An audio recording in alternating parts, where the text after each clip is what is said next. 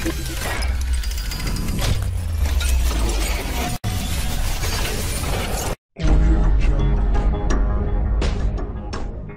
kuna funi jabran la ba wa mun ban fla Mali kono ani Mali ko amba foye koni nyong ma bisani o ko micro trottoir kene ko wara sigli bi micro trottoir kene kono na amna jigi dugu kono ka jamana kono do nyini nga bare be ayi ni kleflani na min kara refe jamana kono no Guinée on coup d'état amna jigi dugu kono ka malion akili na nyini ngalike Guinée on ngani coup d'état ko ina est ce que akun kan ka est ce que akun ma ka ayansu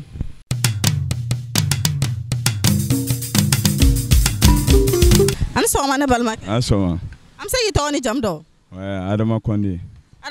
Guinéen ya ne Guinéen le Adama Condé coup d'état mi kara ko dugula ni kleflani na yakil na juma yakula ne yanki na amanya kwa amadia nere yimuna amadia nere nere mfadi besumana ma sege amadia nere yimuna amanya kwa tindato aiba alamanda na manamba na ya boy wole timbe ne yanki na kuta amadia nere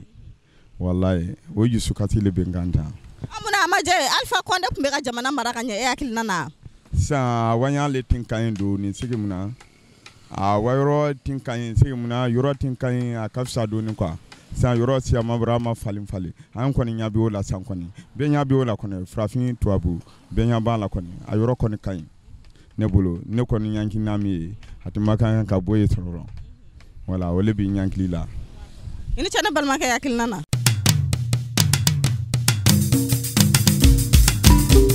an so wane balma ka Tramasi ito ni jam Sidiki Duno okay Sidiki Duno aya coup d'état kara ko dugula sano yakil na juma yakula Amadiane parce que président du Mali aya rafa Alpha Condé président du Mali ne rafa Alpha Condé président du Mali rere ini che yakil nana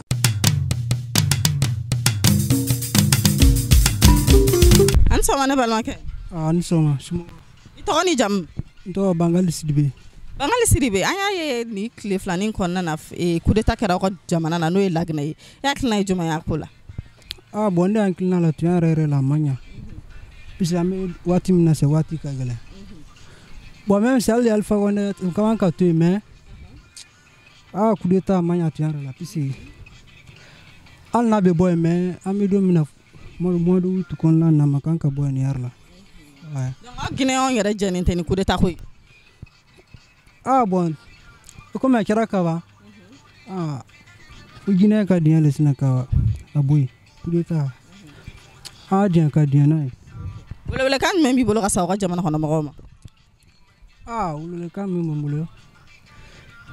jamana be ka dia lesa ka sabar ka alka jamana asmatu mi sabi jamana la sig ko lewa nga fuli be jamana be la den ni che ka kilna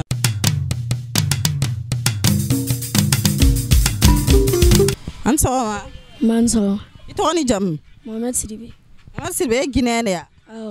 ni soma ko siglembe ya Mohamed Sidibe ko coup d'état kara ko jamana la sano yakil na juma okula non bula mai ame bi na alna nga la uli ni erina parce que ave jamana la sego anila menela we che ka kilna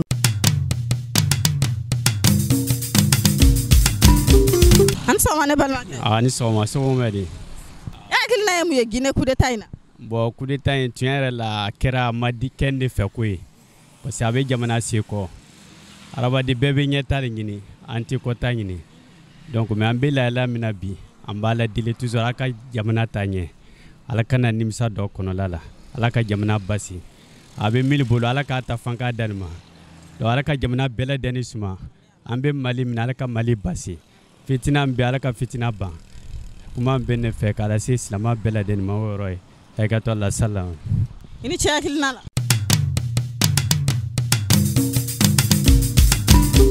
an sawane balma ma resira ito ni jamu to Ibrahim Soare Guinée wa ande la Guinée kai okay Ibrahim Soare kule tam kira wa jamana na yakil na juma yakola bon ne no hakilna me ala kuma saba pele ne bolo kata ka fo la Guinée kale coup d'état men ke amaka ke erla coup d'état nke bi madiande asini madiande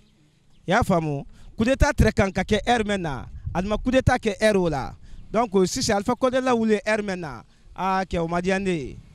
a ma diya ne ye kumakan dɔn bɛ n tɛrɛ ne bolo k'a fɔ laginɛkale ye bon laginɛdi bɛ n cogoya mɛn na a la bɛ n cogoya o la sinon coup d'état kɛ heure mɛn na a ma diya n ye donc kumakan bɛ ne bolo k'a fɔ laginɛkale ye o de o de ale y'a ta ka taa ka wala sa nɔ la kumakan bɛ ne bolo o de o de. I ni ce hakilina la.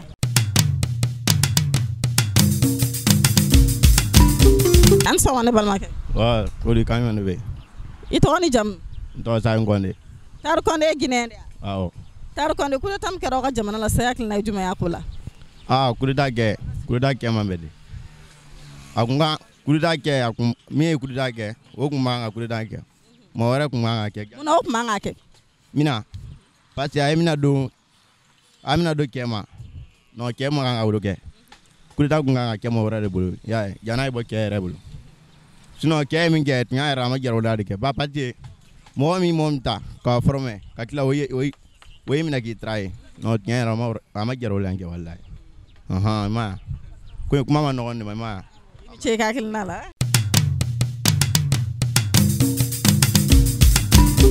Mali kunnafoni jabaranin layɛbagaw a yɛrɛ bɔbɔra sanu ka Guinéens hakilina ta mɛn u ka Guinée coup d'état in na an b'a fɔ ko k'an bɛn micro trottoir kɛnɛ wɛrɛ kan.